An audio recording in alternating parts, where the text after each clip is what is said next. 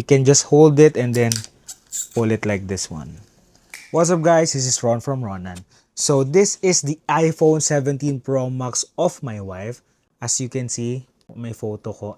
Andito pa yung sira-sira niya na tempered glass. So this is the typical tempered glass that you can buy locally. We purchased this TBTIC to check and to replace on how will it look like here dito sa phone niya, no? So yan, makita nyo may mga chips sa taas. Kasi hindi may iwasan when you are using your phone, mabangga or mabagsakan ng something. Let's peel this one. Yun, no? Grabe, ilang taon mo na ba itong sira? If you buy local tempered glass, ganyan yung mangyayari. This is the phone. Luckily, okay pa siya. So, wala pang sira. And then, this is just a platform para hindi magasgasan yung phone niya. So, this is the TBTIC tempered glass that you will check. Honestly, this is the first time that I will use TBTIC. And this is the first time that I will unbox their tempered glass.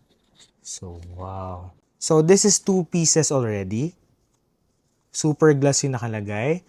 Palm top, HD glass, premium screen protector. So, this is for 17 Pro Max. So, this is 2 pieces already. Yan, kapag nabasag pa ulit yung tempered glass niya, we will use this one. So, meron siyang easy to peel here sa likod. This is where you open the case of the tempered glass. So, nakalagay actually one hand lang. So, I'm trying to do it one hand. Yun, no? So, I really love their packaging. Parang New York Knicks ang color ngayon. So, black and orange. Kulang na ng blue. So, this is the cleaning kit. Patch installation plus cleaning kit. And then, they have this easy to install na tempered glass. So, hindi siya bulky. So, this is the previews and this is the new tempered, easy to install tempered glass. So, first things first, read the instruction first. First step, close the wrap box and pull out the strip.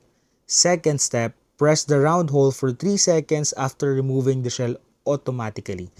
So, for now, we will clean this one kasi if hindi mo siya nilinis, magkakaroon siya ng mga dust so hindi didikit or hindi siya maganda tingnan kasi parang may bubbles na. So, first, may wipes. And then, ito naman yung dry na panglinis after na ng wet wipes. And then, they have this dust absorber if ever lang na magkaroon ng dust. So, I do recommend kapag gagawa ka or maglalagay ka ng tempered glass, do not turn on the electric fan. Kung may aircon, mas maganda. And then, hindi siya nakaswing. Kasi, based on my experience before, kapag tinamaan siya ng electric fan, may mga dust all over the place. So, magkakaroon talaga yung phone mo. So, yan. First, let's use the wipes. Let's clean it with the wipes. So, this is a wet wipe. And then second, you will use this clean cloth to wipe it off. So, mas maganda if pa-round yung pag-clean mo kasi para na ipupush niya palabas yung mga dirt. So, for the dust absorber, if ever lang na may makita kayong dust, gagamitan niyo siya ng dust absorber. So, let's use it para lang makita ninyo. Para 100% sure kayo na walang dust. So, just peel off the sticker and then, yan. If wala kang dust absorber, before I am using yung tape, scotch tape. Yung malaking scotch tape. So, this is how you do it. Para sure ka na walang dust. Lately, napapansin ko ang daming views ng tutorial natin with tempered glass sa iba't ibang phone natin. So, this is the one that you will peel and ito yung pinaka-tempered niya. So, lagay lang natin sa top. Yan. So, fit siya sa cellphone mo. Pero wag mo lang siyang bibitawan kasi since wala siyang cover sa likod, mahuhulog. Yan. So, dito yung sticker sa ilalim, sa lower part. And then, you will peel it off here. So, dahan-dahan lang, no? You can just hold it and then pull it like this one. Yun. Wow. And then, press this one for 3 seconds. And nakita ko sa loob from here, from my perspective na yung bubbles ng sticker, papunta na siya dun. So, dito ka muna lalagay. And then, you can remove it. Wow!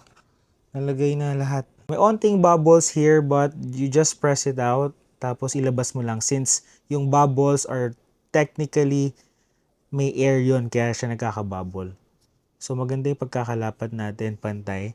The hardest thing naman is with installing yung tempered glass is kung pantay ba. You can use na lang yung thumb natin. Yan, tutulak lang natin. We will not cut this one. Yan, may naiwan akong dust sa ilalim so hindi ko napansin. So, normally, ang ginagawa ko dito is kinukuha ko yung dust absorber tapos binubuksan ko ng maliit. You don't need to redo the whole thing, just a little bit kung saan yung mismong may dust. Yan. So, it's either lalagyan ko siya ng sticker or tape. Yan. So, I can see it na nawala na. So, wala na yung bubbles niya, yung dust absorber niya. Meron kaming spare before. So, yan. Inabot ni wife. Thank you for this one, my love. So, ito yung gagamitin nyo. If wala kayo, you can just use your thumb. Push the bubbles outside the frame, no? Kailangan sa labas. Para hindi siya, kasi lalo kami OC kami. Kaya gusto ayaw namin na may mga bubble-bubble. Yan. Yun, there you go. This is the TBTIC tempered glass for 17 Pro Max. You can check the yellow basket. I think marami silang Apple model and Android model. So, if you guys have a question, just comment down on this post and I will answer you.